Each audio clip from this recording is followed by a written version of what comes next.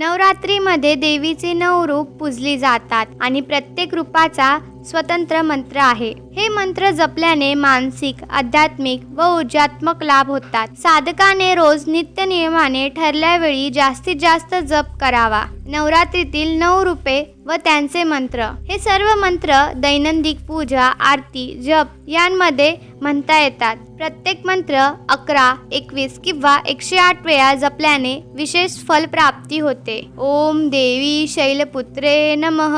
ओम देवी ब्रह्मचारिणे नमः. ओम देवी चंद्रघंटाय नमः. ओम देवी कुष्मांडाय नमः. ओम देवी स्कंदमाताय नमः. ओम देवी कात्यायने नमः. ओम देवी कालरात्रे नमः. ओम देवी महागौरे नमः. ओम देवी सिद्धिदात्रे नमः. आई माता जगदंबा आपल्या सर्व मनोकामना पूर्ण करो.